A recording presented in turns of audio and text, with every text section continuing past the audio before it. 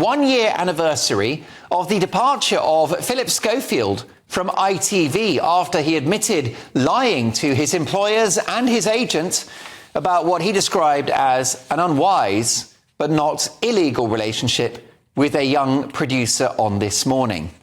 But as the silver-haired star returns to social media, has he served his time? Should Phillip Schofield be back on the box? I'll get the views of the Hamiltons in just a moment, who are no stranger to a little scandal and bouncing back from it. But first of all, let's speak to my top pundit, a broadcaster and legendary actor, Christopher Biggins.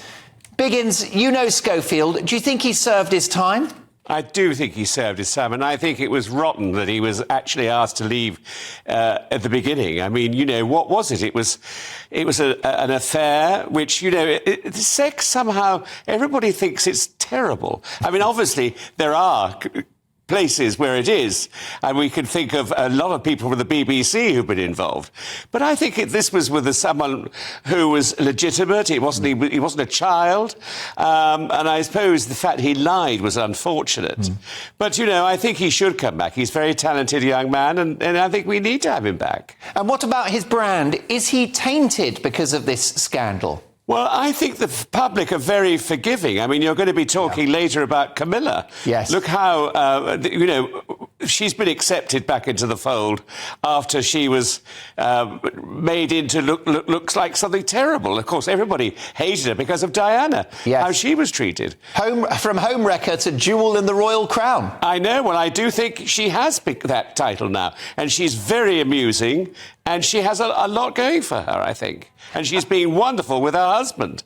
You know, the king who's not well, she's looking after him and taking on a lot of his responsibilities. But do you not think that Phillip Schofield has more baggage than Heathrow Terminal 5? It's not just the affair with the young producer.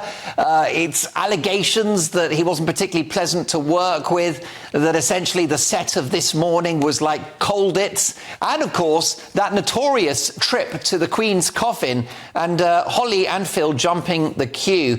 Is this not going to be a hangover for Schofield? How does he move on from all of that? Well, I think he's got to try, and I think we have to allow him to move on if he can. I mean, you know, everybody in show business has problems, and you know, are narcissistic, are hideous, egos are huge. This is a problem in show business. And what's your view of Schofield? Is he one of the good guys? Is he a friend of yours? Is he a nice man? I wouldn't call him a friend, but he was always very nice to me whenever I met him or was on his show or whatever. So I can't say anything nasty about him. Well, what makes him a good broadcaster, do you think, and a good entertainer? Well, you've got to look at the years that he was on television, and the public loved him, and he could talk to anybody. He was like a member of the royal family.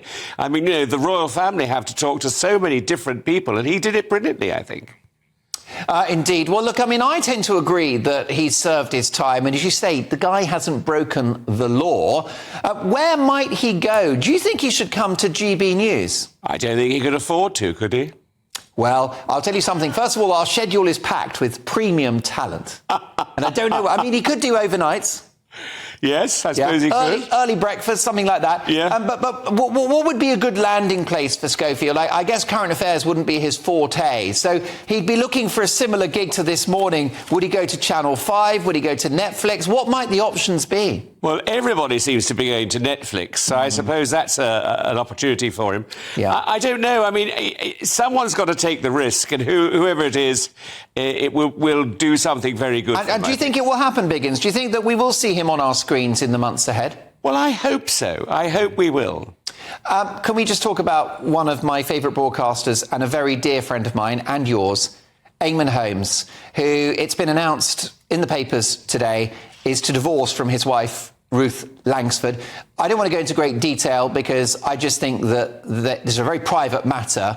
I just know that you're very fond of Eamon, and I wanted to ask your reaction to this very sad news. Well, it's tragic news because, you know, I went to their wedding 20 years ago. And it was... Did you catch the bouquet? No, I didn't, sadly. But it was a wonderful wedding. I mean, in Babington, it was wonderful. Did you catch anything from the wedding? I'll tell you later. I'm off air. But I mean, you know, he's a great guy, a great journalist. It'd be very interesting to see what his reaction would be to Phillip Schofield. Yeah. I mean, I think it would be quite different to a lot of people's view on it. But, you know, Ruth and Eamon are terrific people, wonderful work people. And I think it's been tough for both of them. His illness has not been good for him, obviously, and I think it's probably taken a strain on the marriage. Most definitely. Ruth and Eamon, two of the nicest and most professional people in television. And absolutely. I've only done a fraction of years that you've done, Biggins, but in my time in telly, you won't meet two nicer people. Just one quick question about the pressure of being a celebrity couple, because they're both famous. Is that difficult?